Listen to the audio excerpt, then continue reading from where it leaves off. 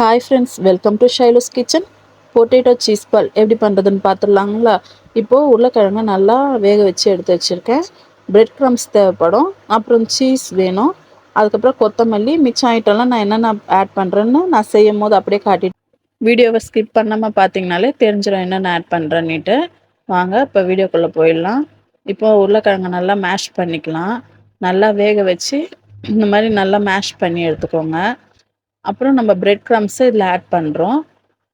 இது ரெண்டுத்தையும் நல்லா மேஷ் பண்ணி நல்லா உங்களுக்கு எந்த அளவுக்கு நல்லா சாஃப்டாக பிசைய முடியுமோ அந்த மாதிரி பிசைச்சிக்கோங்க. இதில் தண்ணி கிண்ணி எதுவும் ஆட் பண்ணக்கூடாது. இது நல்லா உங்களுக்கு கையில் மாவு ஒட்டுற மாதிரி இருந்ததுன்னா நம்ம லைட்டாக இதில் வந்து ரைஸ் ஃப்ளோர் அரிசி மாவு கொஞ்சம் சேர்த்துக்கலாம். இப்போ வந்து நான் ஒரு அரை ஸ்பூன் மிளகாய் தூள் சேர்த்துருக்கேன். அப்புறம் பெப்பர் ஆட் பண்ணியிருக்கேன் ஒரு அரை ஸ்பூன். சால்ட்டு தேவையான அளவுக்கு. உங்களுக்கு இன்னும் காரம் வேணுனாலும் ஆட் பண்ணிக்கோங்க. கரம் மசாலா வேணாலும் ஆட் பண்ணிக்கோங்க. நான் கரம் மசாலாலாம் ஆட் பண்ணல. அரிசி மாவு கொஞ்சம் போட்டிருக்கேன். கொத்தமல்லி ஆட் பண்ணியிருக்கேன். இதுலேயே அந்த லைட்டாக அந்த தண்ணிக்கு கரெக்டாக இருக்கும். தண்ணி வேறு எதுவுமே நம்ம சேர்க்க தேவையில்லை. கையில் ஒட்டாமல் நல்லா சூப்பராக வரும். பாருங்கள், நல்லா சப்பாத்தி மாவு மாதிரி பிசைஞ்சு எடுத்திங்கனாலே அழகாக வந்துடும். இதை நம்ம ஊற வச்சுக்கலாம். இப்போ பைண்டிங் பண்ணுறதுக்கு அரிசி மாவு கொஞ்சம் சேர்த்துருக்கேன். நீங்கள் மைதா வேணாலும் ஆட் பண்ணிக்கலாம், ஆப்ஷனல் தான் இது. மைதா அப்புறம் கார்ன்ஃப்ளவர் பவுட்ரு, அது ஒரு 2 ஸ்பூன் கார்ன்ஃப்ளவர் பவுடர் சேர்த்துக்கிறேன். நான் சின்ன ஸ்பூனுன்றதுனால 2, நீங்கள் பெரிய டேபிள் ஸ்பூனாக இருந்தால் 1 ஸ்பூன் ஆட் பண்ணிக்கோங்க. அரிசி மாவு 1 ஸ்பூனு, கார்ன்ஃப்ளவர் 1 ஸ்பூன் கணக்கு வரும் உங்களுக்கு. இப்போ இதை தண்ணி ஊற்றி நம்ம கரைச்சிக்கலாம். நார்மலாக நம்ம இப்போ கட்லெட்டுக்கெலாம் எப்படி பண்ணுவோமோ அந்த மாதிரி பைண்ட் பண்ணுறதுக்கு தான். அதோட பிரெட் க்ரம்ஸை இதில் நம்ம எடுத்து வச்சுக்கலாம்.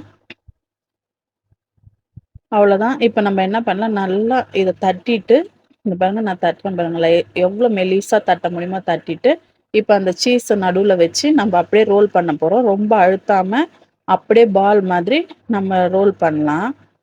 ரொம்ப ஈஸியாக இருக்கும். ஈவினிங்கில் நம்ம குழந்தைங்களுக்கு சூப்பர் ஸ்நாக். இப்போ வந்து ரொம்ப கிளைமேட்டு நல்லா இதுவாக இருக்குது.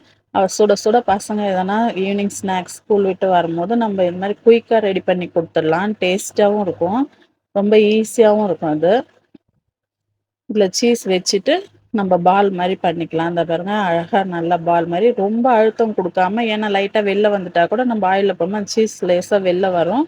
அதனால் எந்த அளவுக்கு லேஸாக நம்ம ரவுண்ட் பண்ண முடியுமோ அழுத்தாமல் ரவுண்ட் பண்ணி கொடுத்துக்கலாம். நல்லா தட்டையாக சப்பாத்திக்கு மாவு எடுக்கிற மாதிரி எடுத்துட்டு அதில் அப்படியே உள்ள சீஸ் வச்சு அப்படியே ரவுண்ட் பண்ணி இந்த மாதிரி ரவுண்ட் பண்ணி எடுத்துக்கலாம். இப்போ இதை வந்து நம்ம டிப் பண்ணிக்கலாம். இந்த மாவில் பைண்ட் பண்ணிவிட்டு நம்ம இப்படி பிரெட் க்ரம்ஸில் ரோல் பண்ணி நம்ம தனித்தனியாக எடுத்து வச்சுக்கலாம். நல்லா சூப்பராக யம்மியாக இருக்கும். ரொம்ப சிம்பிளாக ஈஸியான நம்ம சீஸ் ரோல் ரெடி பண்ணிடலாம். இந்த பாருங்கள், இந்த மாதிரி பிரெட் க்ரம்ஸு நல்லா ஒட்டணும். இது எதுக்கு போடுறதுன்னா, நம்ம அப்படியே போட்டோன்னு வச்சுக்கோங்களேன், அந்த ப்ரெட்டெல்லாம் தனித்தனியாக உதிர்ந்து வந்துடும். நான் இதில் வந்து ப்ரெட்டை தான் போட்டிருக்கேன்.